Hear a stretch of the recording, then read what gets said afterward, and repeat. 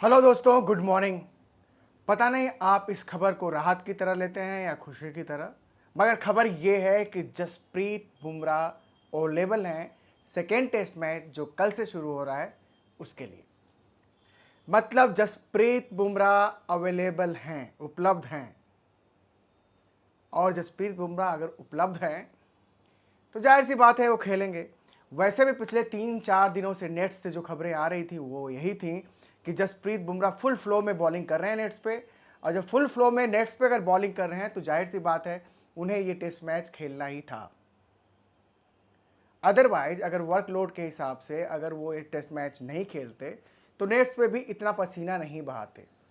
लेकिन अब ये क्लियर हो गया है और इसे क्लियर किया है खुद असिस्टेंट कोच रायन टेंडुलकर ने कि जसप्रीत बुमराह अवेलेबल हैं और अच्छे चांसेस हैं कि वो खेलेंगे, और वो खेलेंगे ही खेलेंगे दोस्तों। अब ये तय हो गया है, मतलब पहले तो ये बात थी कि नहीं खेलेंगे वो, चाहे कुछ भी हो जाए नहीं खेलेंगे। लेकिन पता है क्या ज़माने में होता क्या है, ज़माने में होता ये है कि लोग ना आपको गिद्ध कौवे की तरह नोच खाते हैं। जैसे ही खबर आए कि Jasprit Bumrah second test match में नहीं खेलेंगे, किस किस ने सवाल नहीं उठाया।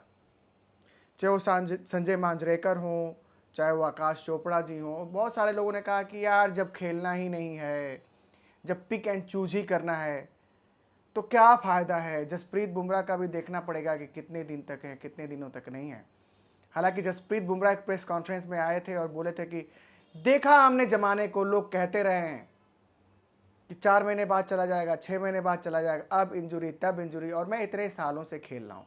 इंजरीज आई हैं, ऑपरेशंस भी हुए हैं, लेकिन दम तो है इस बंदे में कि वो हर सेटबैक के बाद उभर के आता है और बेहतर आता है।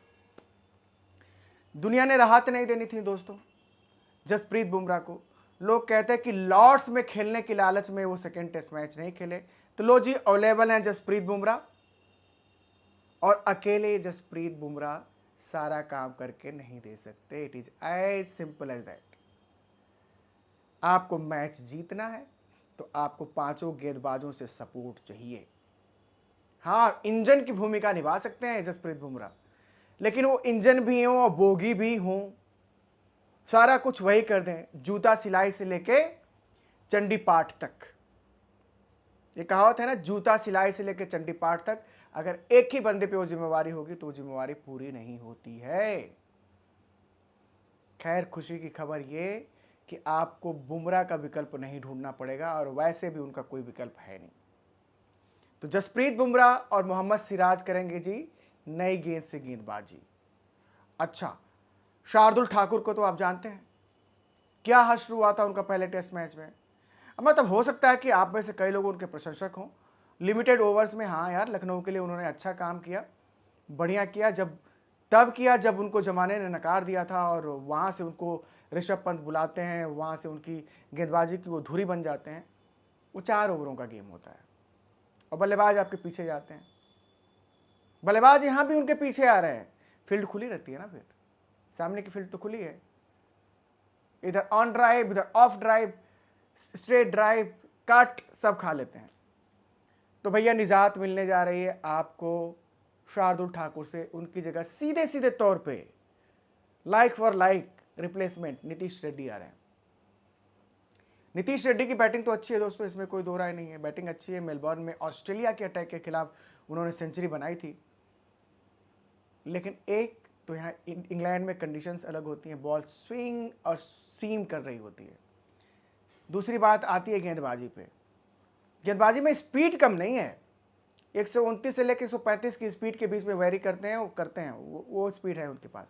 और इस स्पीड के साथ आपके पास अगर इफेक्टिव स्विंग है, इफेक्टिव स्विंग अगर आपके पास है तो आप घातक बन जाते हैं। अब शर्त यही है कि आपके हाथ में कला कितना है। इरफान पठान की स्पीड इससे कभी ज़्यादा थी नहीं। टेस्ट मैचों में 2-2 हैट्रिक है यार उनकी, और सबसे कम मैचों में सबसे ज़्यादा 5 विकेट हॉल लेने का उनके पास रिकॉर्ड भी है। तो इस स्पीड के साथ भी आप मारक हो सकते हैं, बशर्ते कि आपने कला पे काम किया हो। Nitish Reddy for Shardul Thakur, period. अब रायन टेंडुलकर ने यह भी बोला है कि हमारे अच्छे चांसेस हैं कि हम 2 स्पिनरों के साथ जाएं। अगर आप 2 स्पिनरों के साथ जाते हैं तो मोस्ट लाइकली वो आपके दूसरे स्पिनर होंगे कुलदीप यादव, जो कि बहुत इफेक्टिव गेंदबाज हैं, हवा में भी चकमा देना जानते हैं। ऑफ द सर्विस अगर उनको मिल गई सपोर्ट अगर मिल गया उनको, तो यार वो वारे न्यारे कर सकते हैं। और वैसे भी बर्मिंघम में इस साल गर्मी है, पूरे यूरोप में गर्मी है इस बार। और बर्मिंघम में माना जा रहा है कि पिच थोड़ी टूटेगी भी और स्पिनरों की मदद कर देगी, सूखी है पिच। तो कुलदीप यादव आते हैं। कुलदीप यादव किसकी जगह? सुश्री प्रसिद्ध कृष्णा की जगह। प्रसिद्ध कृष्णा जी की जगह। प्रसिद्ध कृष्णा जी ने पिछले टेस्ट मैच में दोस्तों 6.3 की इकोनॉमी से रन खाए हैं। 6.3 यार, ये मतलब ये वनडेयर्स में भी बहुत रन होते हैं, टेस्ट में तो मतलब बेड़ा गर्क जैसी ये बॉलिंग हो गई ना ये, कि आप आते और अपोजिशन हर ओवर में करीब करीब 6 रन बनाने लगता है, तो फिर तो क्या ही है। तो अगर बलि चढ़ती है तो प्रसिद्ध कृष्णा की बलि चलेगी। वैसे भी वो नहीं खेलेंगे, मान लीजिए कि 2 स्पिनर्स नहीं खेलते हैं तो भी नहीं खेलेंगे प्रसिद्ध कृष्णा। बुमराह सिराज हो गए तो तीसरे गेंदबाज होंगे आपके अर्शदीप सिंह। सरदार अर्शदीप सिंह होगा फिर वहां पे। अर्शदीप सिंह के होने से आपको 2 फायदे हैं ना, एक तो स्पीड आएगी, मैं नहीं कहता बहुत एक्सप्रेस गेंदबाज है, दूसरे एक एंगल, बाएं हाथ के गेंदबाज के लिए एक एंगल, जो एक एंगल लेके आता है ना बंदा। अब प्लस आज की तारीख में हमें ये नहीं भूलना होगा कि ठीक है कि हम वसीम अकरम का नाम लेते हैं, बड़े बड़े बाएं हाथ के गेंदबाजों का नाम लेते हैं, अभी उस लीग में शामिल होने में अर्शदीप को बहुत मेहनत करनी पड़ेगी, लेकिन उनके पास वो वेपन भी आ गया है कि दाहिने हाथ के बल्लेबाज को वो गेंदें अंदर भी ला सकते हैं।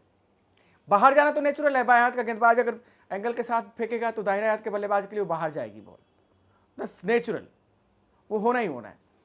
लेकिन आपने आईपीएल में भी देखा, उनके पास आ गई है वो कला, अंदर गेंदों को लाना, मतलब बाएं हाथ के बल्लेबाजों के लिए भी वो आउट स्विंग कर सकते हैं।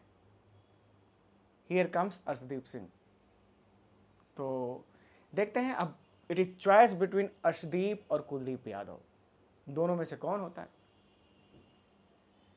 इंटरेस्टिंग है कि इंडिया बाउंस बैक कैसे करता है। चलिए, बहुत बड़ा धक्का नहीं लगा आपको, जसप्रीत बुमराह अगर नहीं होते तो एक धक्का तो था कि ये भाई गेंदबाजी का सारा बोझ संभालेगा कौन। इंग्लैंड वाले तो मार मार के भूसा भर देते।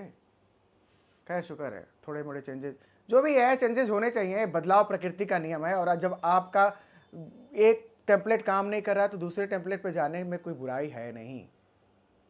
और हमने तो कहा भी कि ये ना टीम से ज़्यादा आपके कोचेज़ का इम्तिहान है कि वो किस सोच के साथ आते हैं और किस 11 को लाते हैं मैदान पे, क्या भाव भंगिमा अपने खिलाड़ियों में भरते हैं।